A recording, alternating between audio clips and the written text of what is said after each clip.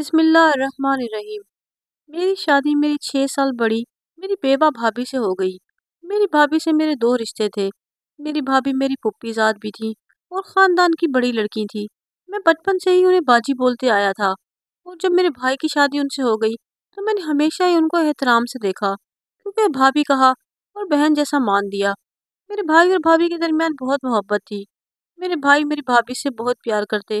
میرے بھائی کی 4 سالہ شادی شدہ زندگی بڑی ہی خوبصورت گزر رہی تھی، جب اچانک ان کی زندگی میں ایک بڑی خلا آئی۔ میری بھابھی بانجھ تھی۔ ڈاکٹر نے صاف کہہ دیا کہ وہ کبھی بھی ماں نہیں بن سکتی۔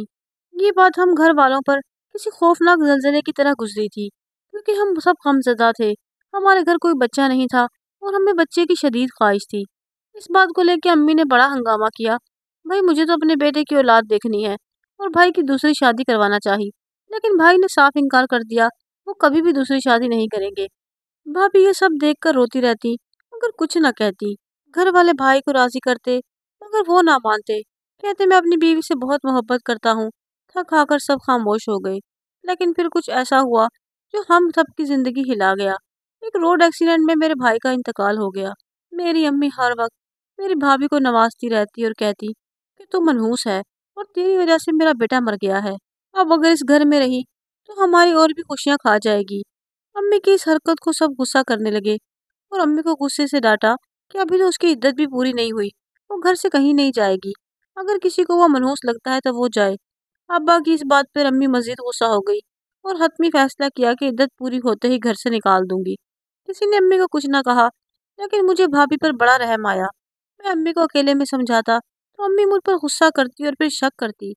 اب میں نے امی کو سمجھانا چھوڑ دیا۔ وہ جو کرتی ہیں اپنے اعمال کی خود ذمہ دار ہے۔ میں تو ویسے ہی گھر سے غم کا ماحول ختم ہوتے ہی اماں کو مہرین خالہ کے گھر رشتے کے لیے بھیجنے والا تھا۔ مہرین خالہ امی کی چھوٹی بہن تھی اور ان کی بیٹی نورین مجھے بہت زیادہ پسند تھی۔ مجھے یقین تھا کہ امی کو اس رشتے پر کوئی اعتراض نہیں ہوگا، کیونکہ وہ امی کی بہن کی بیٹی تھی اور امی اسے بہت محبت کرتی تھی۔ کئی بار باتوں باتوں میں وہ مجھے اکثر کہہ چکی تھی کہ نورین مجھے بہو کے روپ میں بہت پیاری لگتی ہے۔ اس وقت تو میں امی کو کچھ نہ کہتا، نہ ہی پسند بتاتا۔ جب امی خود میرا کام کر رہی ہیں تو میں کیوں بولوں، جبکہ امی نے یہ بھی صاف کہہ دیا تھا جب تک بھابھی گھر میں ہے ہمارے گھر میں کوئی خوشی کی بات نہیں ہوگی۔ اس لیے میں بھی چپ تھا۔ جب بھابھی کا پتہ صاف ہو جائے گا تو بات کروں گا۔ وقت تیزی سے گزرتا رہا۔ دیکھتے ہی دیکھتے بھابھی کی عدت ختم ہو گئی، لیکن مجھے حیرت کا جھٹکا لگا جب امی کا روپ ایک دم بدل گیا۔ پہلے جو امی بھابھی کو ایک لمحے کے لیے برداشت نہیں کرتی تھی، اب وہ بالکل خاموش تھی۔ بھابھی کی عدت پوری ہو چکی تھی۔ میں سمجھے شاید ابا کی وجہ سے خاموش ہے، اس لیے میں بھی خوش ہو گیا۔ اب بھائی کی روح سکون میں رہے گی۔ میں مزید نہیں چاہتا تھا کہ میری شادی میں دیر ہو۔ میں نے اپنے رشتے کی بات رکھ دی کہ میں شادی کرنا چاہتا ہوں، اب خالہ سے بات کر لیں۔ میری بات پر امی بالکل چپ ہو گئی۔ پھر جو بولی میرے پیروں تلے زمین نکل گئی جب وہ بولی کہ میں خالہ سے شادی کی بات نہیں کروں گی، کیونکہ میں چاہتی ہوں کہ تم فائزہ یعنی میری بھابھی سے شادی کرو۔ امی کی بات سنتے ہی میں دنگ رہ گیا۔ امی، یہ آپ کیسی باتیں کر رہی ہیں؟ میں نے امی سے کہا میں یہ شادی نہیں کر سکتا۔ پھر میری امی مجھ سے بولی کہ تمہیں اپنی بھابھی سے ہی شادی کرنی پڑے گی۔ جب امی نہ مانے تو میں نے بات ابو کو بتائی۔ امی کی یہ بات سنتے ہی ابو دنگ رہ گئے۔ وہ بھی یقین نہیں کر رہے تھے کہ اچانک امی کو کیا ہو گیا ہے۔ انہوں نے امی کو منع کیا یہ مناسب نہیں، پر جیسے امی پہلے بھابھی کو گھر سے نکالنے پر تلی تھی، اب زبردستی بھابھی سے میری شادی کروانے پر تلی ہے۔ پھر انہوں نے ابو کو بھی راضی کر لیا۔ اب جبکہ بھابھی کی ذات واقعی منحوس لگ رہی تھی، جنہوں نے ہم سب کی خوشیاں کھا لی تھی۔ میں نے امی کو یاد دلایا کہ اب میں ان کا ایک اکلوتا وارث بچا ہوں۔ بھابھی ایک بانجھ عورت ہے، اگر میری شادی بھابھی سے ہو گئی تو وہ کبھی دادی نہیں بن سکیں گی اور نہ میں باپ۔ میری بات سنتے ہی امی سن ہو گئی۔ پھر مجھ سے بولی کہ تمہاری بھابھی ایک خاص عورت ہے، یہ کہہ سکتے ہیں کہ وہ بڑی ہستی ہے۔ اگر اس کی شادی تم سے ہو گئی تو سمجھو تمہاری زندگی سنور جائے گی اور ساری زندگی خوشیاں تمہارے قدم چومیں گی۔ میں امی کی بات پر دنگ رہ گیا۔ اچانک کایا پلٹ کیسے ہو گئی؟ کل تک بھابھی منحوس تھی، آج وہ بڑی ہستی کیسے؟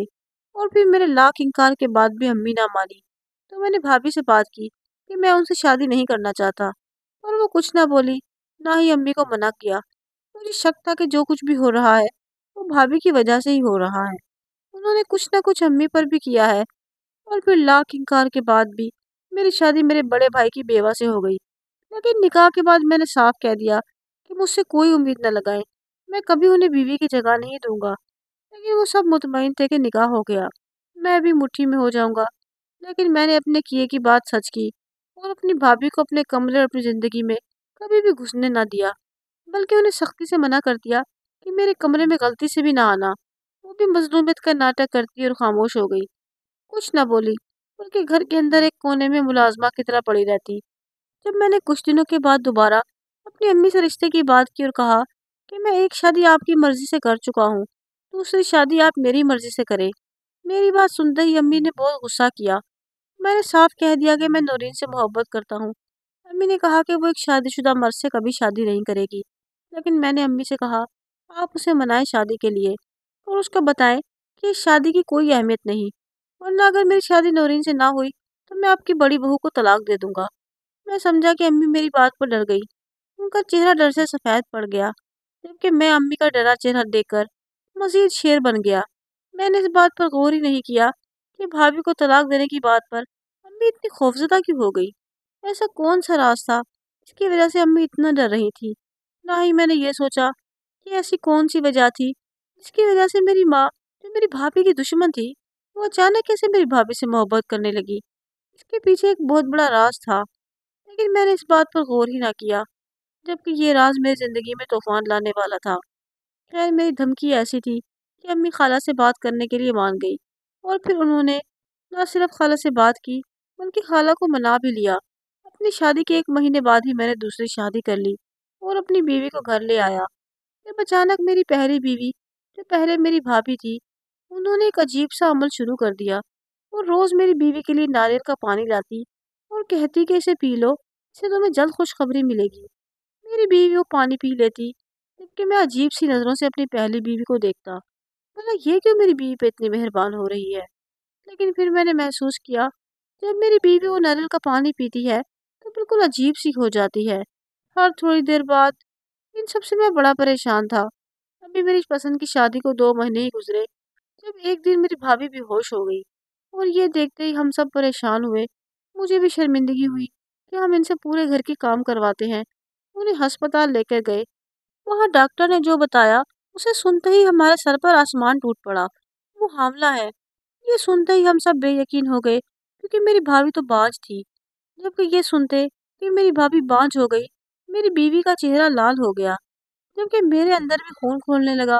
मैं तो कभी उनके करीब गया ही नहीं, तो वो हामला कैसे हो गई। घर में एक हंगामा बर्पा हो गया। मैंने बताया कि मैंने तो इन्हें छुआ भी नहीं, और ये तो माँ ही नहीं, ये तो बांझ है। मेरी बात सुनते ही अम्मी ने मेरे मुंह पर थप्पड़ मारा और बोले कि ये तेरी ही औलाद है, अपनी औलाद को कौन इस तरह कहता है। मैंने बेयकीनी से अम्मी को देखा, वो ऐसा कैसे कह सकती हैं। मैंने अम्मी से साफ कह दिया, मैं एक बदकिरदार औरत के साथ अपना नाम नहीं जोड़ सकता, मैं इसे तलाक दे दूंगा। तलाक का नाम सुनकर मेरी भाभी ने मेरे सामने हाथ जोड़े और बोली, तलाक ना दे, मैंने ऐसा कुछ नहीं किया, ये बच्चा आप ही का है। उसका ऐसा कहना था कि मुझे मजीद गुस्सा आ गया और मैं गुस्से में घर चला गया। वो लोग भी पीछे पीछे घर आ गए, जबकि मेरे माँ बाप खुशी से झूम रहे थे। वो इस बच्चे की आमद की खुशी मना रहे थे, जो उनका पोता था ही नहीं, ना ही मेरा पेट था। अब्बा ने भी मुझ पर गुस्सा किया कि अगर मैंने अपनी भाभी पर इल्ज़ाम लगाया या उन्हें तलाक दी, तो वो मुझसे अपना रिश्ता ख़त्म कर लेंगे। उनकी इस बात पर मैंने फैसला किया कि अब मैं खुद भाभी के करतूत उन लोगों के सामने रखूंगा, ताकि नेकी का पर्दा हटे और सबके सामने भाभी का असली चेहरा आए। मैंने चुपके से उनकी मेडिकल रिपोर्ट उठाई और घर से निकल गया। अस्पताल गया, दूसरे डॉक्टर से फाइल चेक करवाई ताकि सबूत के लिए ले जा सकूं। लेकिन डीएनए टेस्ट की रिपोर्ट आई तो मेरे पैरों तले ज़मीन निकल गई, क्योंकि वो बच्चा तो, मेरा नाम मुरीद है और मैं लाहौर का रहने वाला हूँ, पढ़ा लिखा मर्द हूँ, मेरी नौकरी भी बहुत अच्छी है और खुश शक्ल हूँ। मेरे बड़े भाई भी बहुत ही अच्छे थे। मेरे बड़े भाई मेरी मरहूम फूफो की बेटी फाइजा को पसंद करते थे, क्योंकि मेरी अम्मी को वो एक आँख नहीं पसंद थी। अम्मी ने इस रिश्ते से बहुत ही मदाखलत की कि वो इस शादी को कभी भी कबूल नहीं करेगी, लेकिन भाई की मोहब्बत जोरों पर थी। अम्मी ने उनको समझाया कि भाभी के कदम मनूस हैं, वो जब से पैदा हुई है कुछ भी अच्छा नहीं हुआ, पर भाई ना माने। फिर वक्त गुजरने के साथ साथ अम्मी मजीद भाभी से बदजनी होती गई। भाभी के हर काम से उन्हें एतराज़ होता। वो भाभी को एक आग पसंद नहीं करती थी, जबकि मैं कहीं किसी को पसंद ना कर लूँ اس ڈر سے میرے سامنے بار بار نورین کا نام لیتی۔ نورین ایک اچھی لڑکی ہے۔ میں بہت خوش تھا کیونکہ میں تو ویسے ہی نورین سے محبت کرتا تھا۔ میرا راستہ آسان تھا، لیکن پھر امی کا بھابھی کے خلاف ہتھیار ایسی چیز پر چلا جس سے سبھی بھابھی کے خلاف ہو گئے۔ میری بھابھی باندھ تھی، لیکن بھائی نے یہاں بھی امی کی خلاف ورزی کی اور دوسری شادی سے انکار کر دیا۔ لیکن پھر بھائی زیادہ عرصہ نہیں رہے اور ان کا انتقال ہو گیا۔ ان کے انتقال کی دیر تھی کہ امی ایک لمحے کو بھابھی کو برداشت کرنے کو تیار نہ تھی، جبکہ بھابھی کے آگے پیچھے کوئی نہ تھا۔ بھابھی صرف خاموش آنسو بہاتی رہی، لیکن پھر ایک دم سب پلٹ گیا۔ میری ماں جو ہر وقت میری بھابھی کی برائی کرتی تھی، وہ تعریفی گن گانے لگی، حد تک کہ میری بھابھی کی شادی مجھ سے کروانا چاہی، پر میری ایک نہ چلی اور میری بیوہ بھابھی کو میری بیوی بنا دیا، جو مجھ سے کئی سال بڑی تھی۔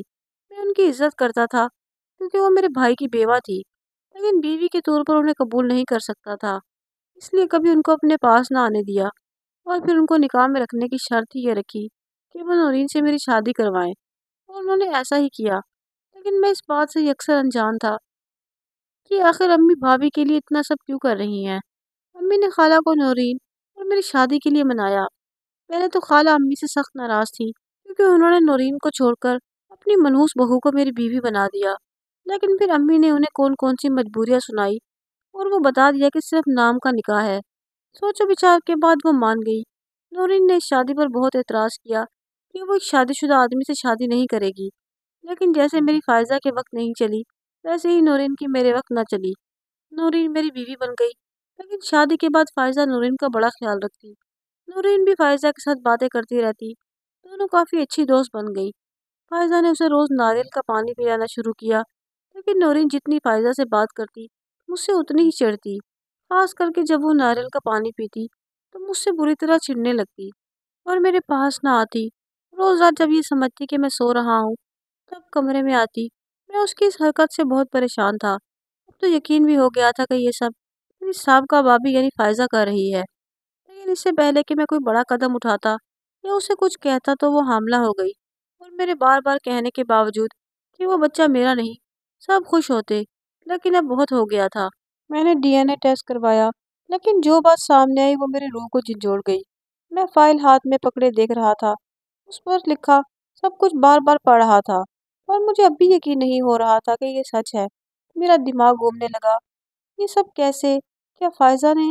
میں غصے سے اٹھا اور گھر جانے لگا۔ میں نے سوچ لیا اب مزید نہیں، میں فائزہ کے چہرے پر چڑھا نقاب اتاروں گا اور اس سے ساری حقیقت پوچھوں گا۔ میں گھر پہنچا تو دروازہ کھلا تھا۔ میں سیدھا فائزہ کے کمرے میں گیا، لیکن اندر سے آتی آوازوں پر پاؤں ٹھہر گئے۔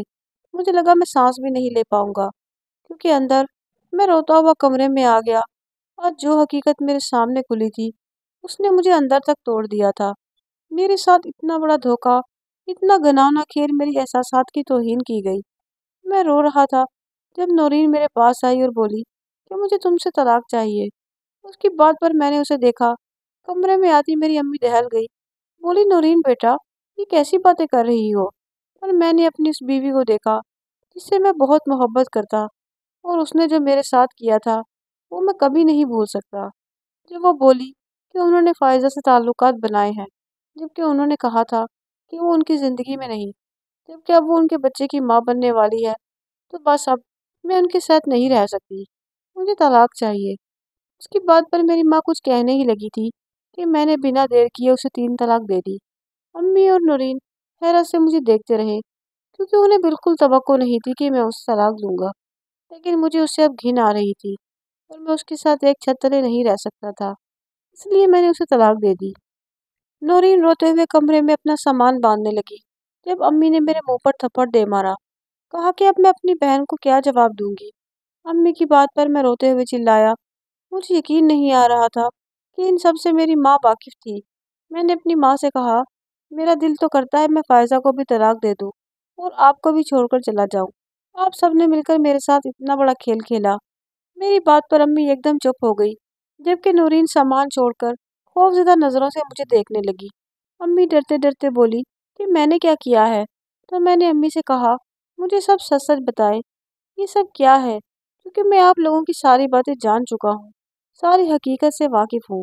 تو میری بات سنتے ہی امی رونے لگی اور مجھے ساری حقیقت بتانے لگی۔ میرے بھائی اور فائزہ کی پسند کی شادی تھی، لیکن فائزہ کو امی پسند نہیں کرتی تھی، اس لیے بھائی نے اس کا فائدہ اٹھایا اور اپنی کمی بھابھی کے نام کر دی۔ میری بھابھی نہیں بلکہ بھائی بان تھے، اور یہ بات بھائی کو معلوم تھی، اس لیے بھائی نے بھابھی کو دھمکایا کہ اگر انہوں نے یہ بات کسی کو بتائی تو وہ طلاق دے دیں گے، صرف اسی لیے کہ کوئی ان پر سوال نہ کرے۔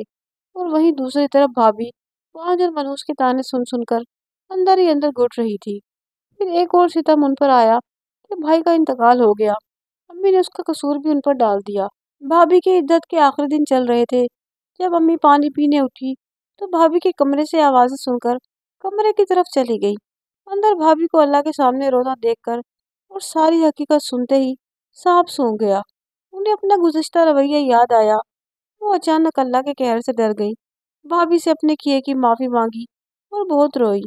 پھر انہوں نے فیصلہ کیا کہ مجھ سے شادی کر دیں گی، لیکن جب نورین سے شادی کی شرط رکھی کہ میں طلاق دے دوں گا تو وہ مجبور ہو گئی، اور انہوں نے خالہ سے میرے رشتے کی بات کی۔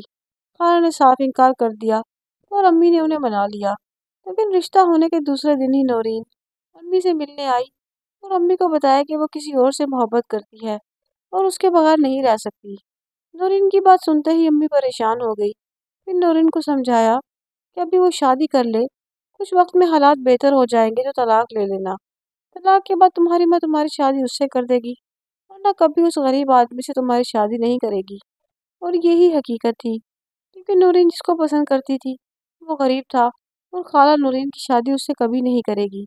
نورین امی کی بات مان گئی، جبکہ امی نے یہ سوچا کہ ایک بار شادی ہو جائے گی تو نورین خود ہی اس لڑکی کو بھول جائے گی اور کچھ وقت گزرنے کے بعد اس رشتے کو قبول کر لے گی۔ وہی نورین نے مجھ سے بھی اس رشتے کو لے کر کچھ وقت مانگا جو میں نے اسے دے دیا، لیکن وہ مجھ سے چڑی رہتی، رات گئے اندھیرے میں لوٹتی، لیکن دراصل وہ اندھیرے میں لوٹنے والی نورین نہیں بلکہ فائزہ تھی۔ اور یہ بھی میری امی کی ہی سازش تھی کہ نورین میرے ساتھ رہنے کو تیار نہیں تھی اور فائزہ سے میرا تعلق مضبوط کرنا چاہتی تھی میری اولاد کے ذریعے۔ اور پھر صبح ہوتے ہی نورین اپنے کمرے میں اور فائزہ اپنے کمرے میں چلی جاتی۔ اس طرح نورین جسے میرے پاس آنا یا اس رشتے کو قبول کرنا گوارا نہیں تھا، کیونکہ وہ میرے نکاح میں ہوتے ہوئے خود کو کسی اور کی امانت مانتی تھی۔ ڈی این اے رپورٹ پر اپنا بچہ دیکھتے ہی کئی پل میں پتھر کے مجسمے کی طرح کھڑا رہا، لیکن جب گھر واپس آیا امی فائزہ اور نورین کو سمجھا رہی تھی کہ طلاق لے کر کیا کرو گی، اپنی زندگی خراب نہ کرو، پھر بھی وہاں اپنی محبت کا اظہار کسی غیر مرد کے لیے کر رہی تھی جو میری غیرت کو گوارا نہ تھا۔ میں نے اسے طلاق دے دی۔ میں سب سے ناراض تھا، میری امی بھی پریشان تھی، نورین جا چکی تھی اور اس مرد سے شادی بھی کر چکی تھی۔ سال کے قریب میرے گھر بیٹا پیدا ہوا، جسے دیکھتے ہی میرا دل نرم پڑ گیا اور میں نے فائزہ کو تسلیم کر لیا۔ اس بات کو بھی کافی سال گزر چکے ہیں، میرے دو بچے مزید ہو چکے ہیں، اور اب میں فائزہ سے بہت محبت کرتا ہوں کیونکہ وہ ایک فرما بردار بیوی ہے۔ پیارے لوگوں، کبھی کسی کو زبردستی اپنی زندگی میں شامل نہ کریں، اور اگر مجبوراً کسی کا ہاتھ تھامنا بھی پڑے تو اس کا پورا ساتھ دیں۔